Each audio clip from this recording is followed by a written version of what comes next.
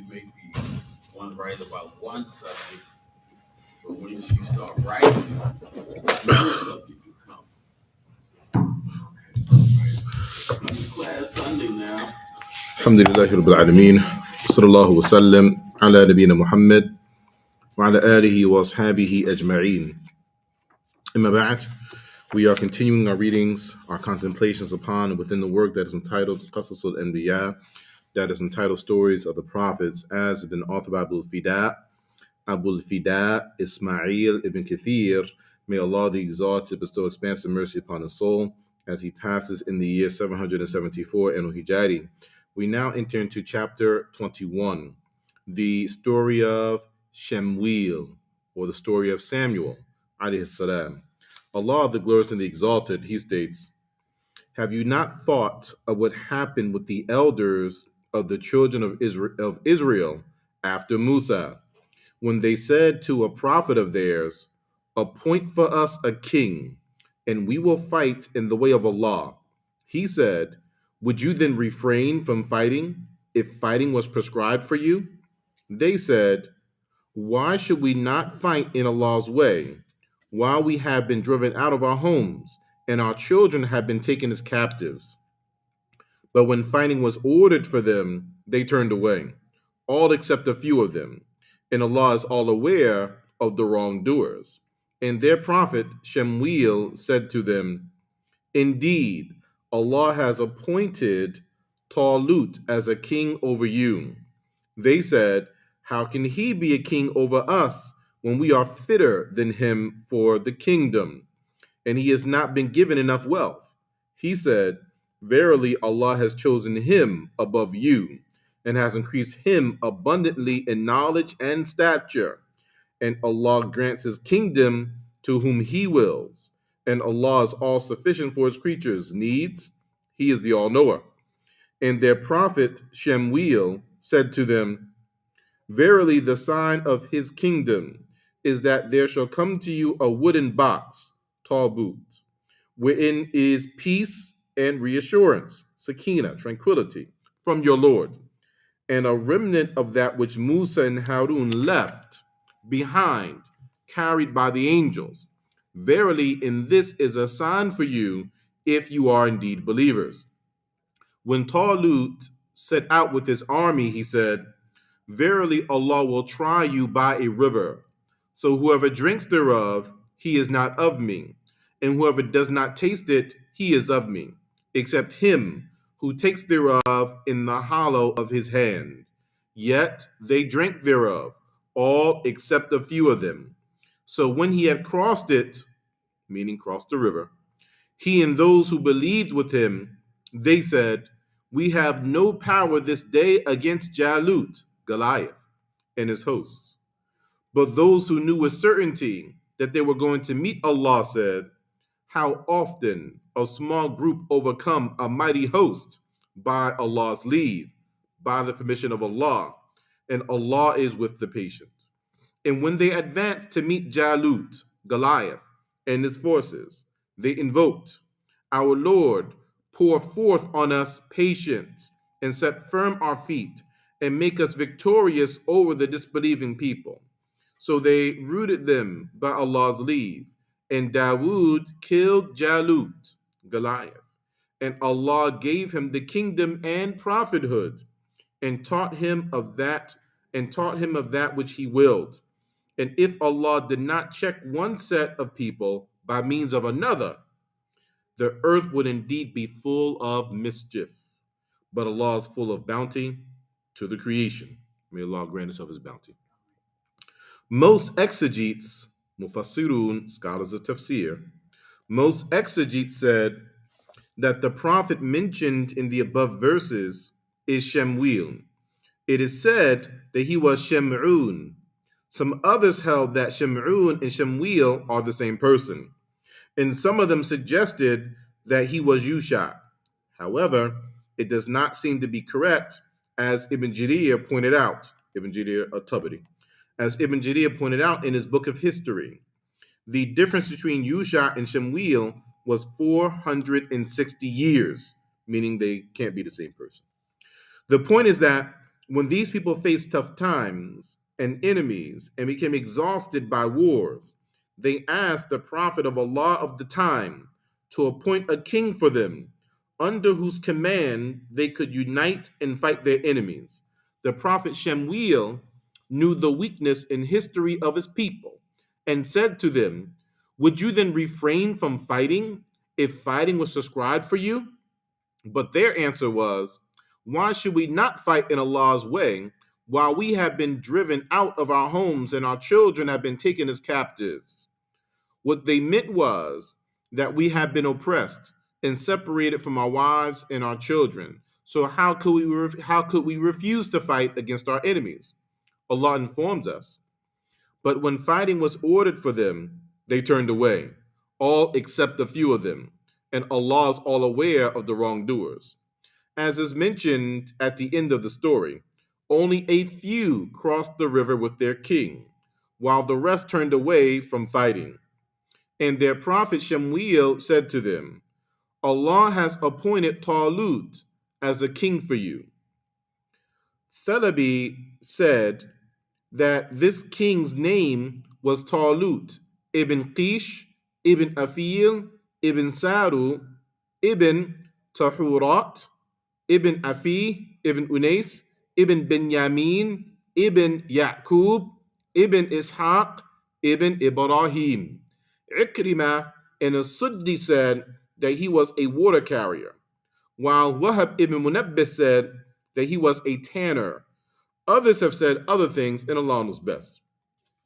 That is why the children of Israel said, "How can he be a king over us when we are fitter than him for the kingdom, and he has not been given enough wealth?" It is said that prophethood was assigned to the progeny of Levi, while kingship was given to Yehuda's progeny. Thus, when they saw this king, Talut, was from the progeny of Benjamin, they rejected him and tried to find fault with him and said, "We are fitter than him," because he's not from their line, from that lineage. They meant that they were more deserving of kingship than him. It is said that Talut was poor and did not have any wealth. Thus, how can such a person be given kingship? Allah said, Talut said, "Verily, Allah has chosen him above you and has increased him abundantly in knowledge and stature." It means that it is not unto you to decide who is fit and who is unfit. Talut had a personality that was unmatched by any among the Israelites. And their prophet Shemuel said to them, "Verily, the sign of his kingdom is that there shall come to you a wooden box, a tabut, wherein is peace and reassurance, sakina, tranquility, from your Lord, and a remnant of that which Musa and Harun left behind, carried by the angels. Verily, in this is a sign for you, if you are indeed believers." This was another blessing of Allah upon them, where He appointed such a pious man over them. Also, Allah returned to them the tabut, the wooden box that they brought to the battlefield as a blessing to make the war go in their favor. Their enemies had taken it. As regard the word sakina, it is said that it was a basin made of gold in which the chest of the prophets were washed. As per other opinion, it is said that it was a kind of strong wind. Some others opined that its shape was like that of a cat. If blown during a battle, this signaled to the Israelites that they would win. The version mentioned in the Bible states that when their enemies captured the Tabut and took it with them to their city, they placed it beside their idol. On the following morning, they found that the Tabut was at the head of their idol. So they took it and placed it back where it was before. Again, the next morning, they found it in the same position. When this incident repeated, they knew that it was Allah who did that, and thus took it out from their city and placed it in a town. After that, They were afflicted by tumors in their necks. So again, they moved it to another place. They kept on moving it from one town to another. Finally, they decided to send it back to the Israelites and did so by placing it on a cart with 2 cows and sent them back. It is said that the angels brought the cart and handed it over to the Israelites, who at the time were watching all of this. This is according to what their prophet informed. Allah knows best how the angels actually brought it, but what is clear is that the angels brought it by themselves. Then, when Talut set out with his army, he said, "Verily, Allah will try you by a river. So whoever drinks thereof, he is not of me, and whoever does not taste it, he is of me, except him who takes thereof in the hollow of his hand," meaning one hand, one scoop of water out of the river. Ibn Abbas, may Allah be pleased with him and his father, and many scholars said that this river was the Jordan River, the river of Jordan. This was a test from Allah to the people that whoever tastes from the river to not accompany him in battle. Only those who took in the hollow of their hand were permitted to accompany him. Then Allah informed them that most of them tasted it. As-Suddi said that the army contained 80,000 people, of whom 70,000 tasted, and only 4,000 remained with him who did not taste. And Imam al-Bukhari reported on the authority of Bara ibn Azib, may Allah be pleased with him, that he narrated, "We, the companions of the Prophet sallallahu alaihi wasallam, were discussing concerning the number of people who attended the Battle of Badr and the number of people who participated with Talut, who crossed the river." Talut is Saul. "Those who crossed it with him did not exceed over 310 people." So the saying of As-Suddi that their number was 80,000 seems incorrect, since the land where they were, that is, Beit al-Maqdis, Jerusalem, is not large enough to hold that many people, and Allah knows best. Allah the Exalted said, "So when he had crossed it," meaning when he crossed the river, "and he and those who believed with him, they said, 'We have no power this day against Jalut,' against Goliath and his hosts." The meaning of this is that they thought they were few in number and strength when compared to their enemies. But those who knew with certainty that they were going to meet Allah said, "How often a small group overcome a mighty host by the permission of Allah." And Allah is with the patient. Those in the army who had firm faith and were patient, they were reassured by way of the others. And we should mention here, because we don't see Ibn Kathir mention this particular point, rahimahullah ta'ala, when you look into the tafsir, the exegesis of these verses, you find something interesting, that their test was the river, which potentially may have been the Jordanian River, and they were ordered to not drink thereof. Yet Allah tested them with exceeding thirst. They were heavily thirsty. And then Allah tested them to not drink from the river more than a handful. Yes? So then those who followed the order and took only one handful, their thirst would suffice. They weren't thirsty again after that. Right? And this was a sign that they will be victorious as well. Whereas for the others who took more than that, this was not the case for them. And when they advanced to meet Jalut, Goliath, and his forces, they invoked, "Our Lord, pour forth on us patience, and set firm our feet, and make us victorious over the disbelieving people." We ask Allah the same. They invoked Allah to give them patience and make their feet firm. They asked him for firmness of their bodies and hearts, and for him to give them victory. So Allah answered their prayers, and they were able to defeat their enemy by the might of Allah, despite their low numbers and the large army of their enemies. And Dawood killed Jalut. David killed Goliath. And Allah gave him the kingdom and wisdom, prophethood, and taught him of that which he willed to teach him. So then Dawood alayhi salam, he is wealthy, he has authority, and he's a prophet, and Allah gave him knowledge and power to the extent that he willed. This verse indicates the bravery of Dawood alayhi salam and how he killed his enemies. King Jalut, which sent fear into the hearts of his army. When you're able to topple the leader, then those that are beneath the leader also, they become fearful and they'll begin to dissipate and disperse. They were then able to take the spoils of war, and the true religion prevailed over idol worship. So this was a battle of Tawheed against Shirk. Ibn Jarir said that the Torah, or the people of the Torah, claim that the duration of Talut's rule to the time when he was killed along with his children was 40 years, and Allah knows best.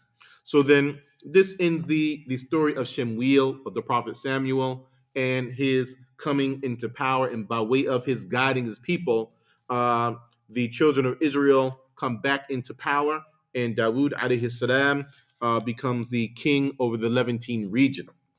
And in our next sitting, inshallah ta'ala, we enter into the story of Dawood alayhi salam.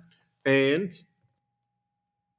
whilst this sitting is a little bit shorter, it's not enough time to properly delve into the story of Dawood alayhi salam. So we will hold the story of Dawood alayhi salam for next week. هذا وله أعلم وصلى الله على محمد.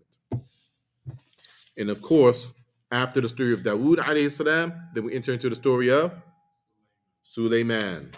Barakallahu feek. Dawood was the one that he was good with the animals. When he good with the animals and stuff. Sulaiman. Suleiman. Although Dawood or David alayhi salam, he had a book revealed to him. The book that was revealed to Dawood was the Psalms, the Zabur, which is interesting, and this is for next week, but which is interesting because at the time that the Zabur, the Psalms, are revealed to Dawood, they are still under the law of the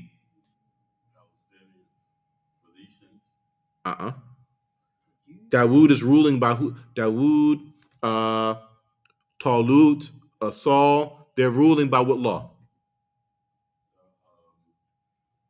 And Suleiman after him, they're all ruling by what law?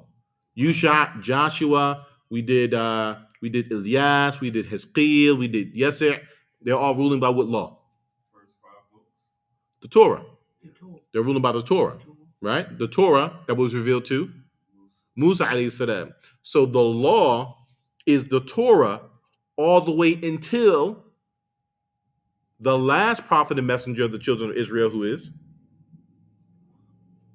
children of Israel. The last in the line of them, after Isa alayhi salam. Isa is the last prophet and messenger in the line of the children of Israel.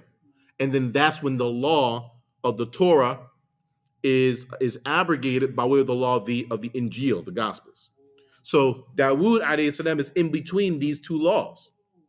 So that makes the question: Dawood has a book revealed to him, the Zabur, the Psalms.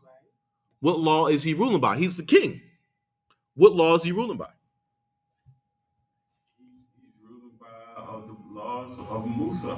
By the laws of Musa. That's correct. He's ruling by the laws of the Torah, which is interesting because this now informs us that not necessarily is it the case that when a book is revealed to Allah, does the law change? Not necessarily every time. So the majority of what was in the Zabur were encouragements and admonitions and discouragements and things of that nature, but there weren't any actual laws that were changed, right? Yet it is the speech of Allah as well. So just a point to be mindful of. Barakallahu feekum. Sir. This is Saul, David's father.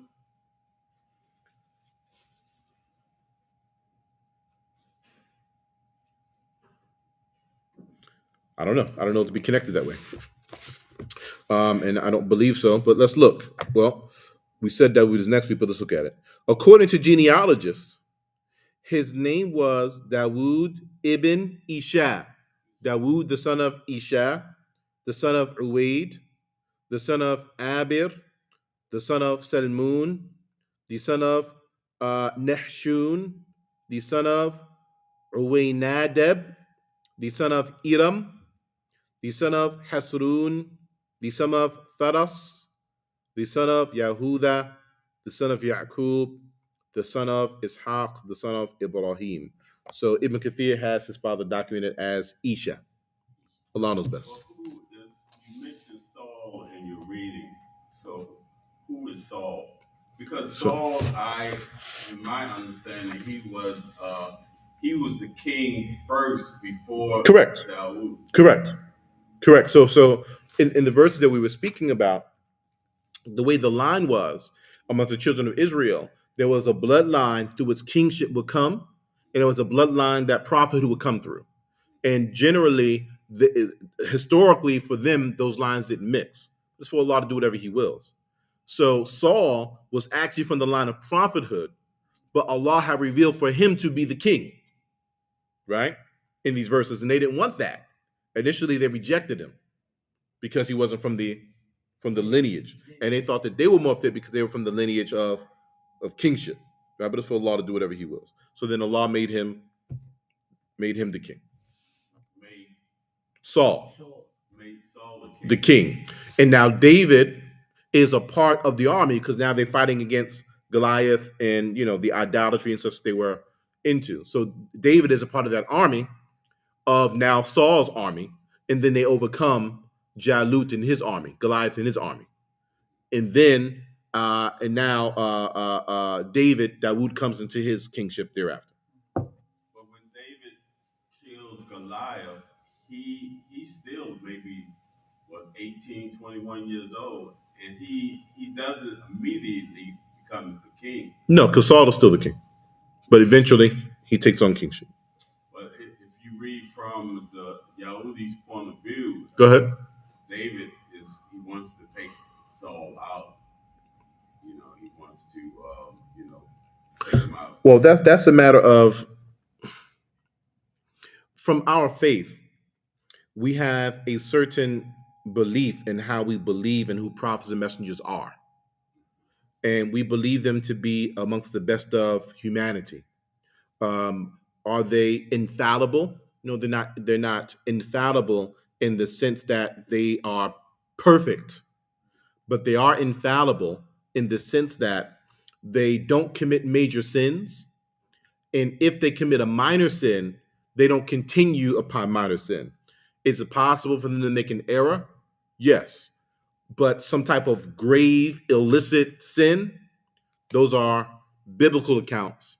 And from where we're standing in our theology, this is from their way of further lowering the status of prophets and messengers to make excuse for themselves in their actions, right?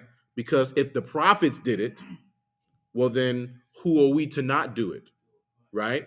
But that's not the Islamic belief and theology, right? We believe that the prophets are above entering into like major sins and things of that type of a nature. But yeah, we find that consistent with their narrative, and they we find in their books that they would attribute things to prophets and messengers that we would consider blasphemy. That they attribute things to prophets and messengers that if we believe them, it can make us kuffar. If we believe some of their narratives, we can't believe some of those things about prophets and messengers, right?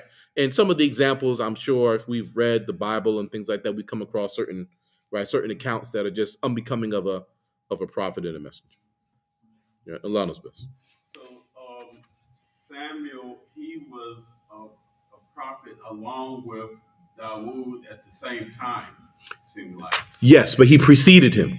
Yeah. He preceded him because the way with in children of Israel, the way that Allah had decreed for it to be, there was throughout the entire time of the children of Israel, there is never a time that they exist except that Allah has a prophet amongst them. Always. Every time a prophet dies, He'll raise up another prophet. Sometimes we'll have more than one prophet at one time. Right? Which some people may look at it as a point of favor, and it is a favor, that of a law that he bestowed upon them, but it's also because of what they was doing and how they were living that they needed so many prophets sent to them to keep correcting them. You follow? So this way and that way. Yes. So you're saying that But it's commonplace that there's crossover between prophets, right, amongst the children of Israel anyway. Yes, go ahead.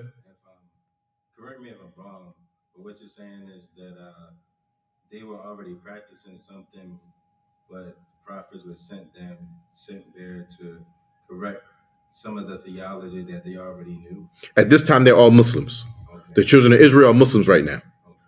right? But sometimes Muslims are not the most righteous people. That's what I'm saying. Sometimes Muslims go left. Sometimes Muslims are not practicing. So prophets are sent to bring them back into religiosity and spirituality. Yeah. Right? Exactly right.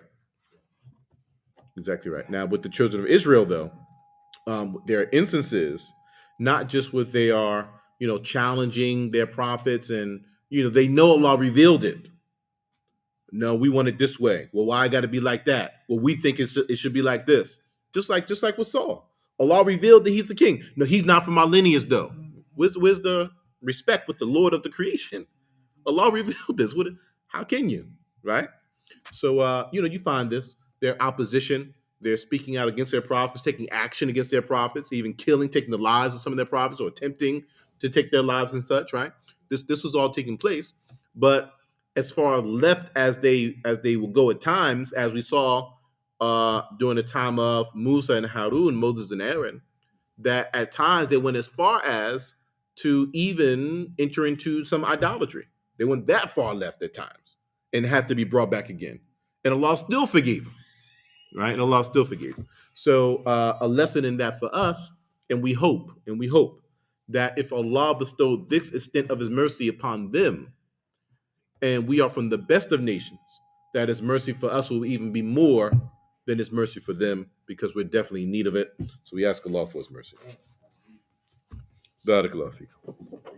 Well, I also think that during Dawood's time is when they split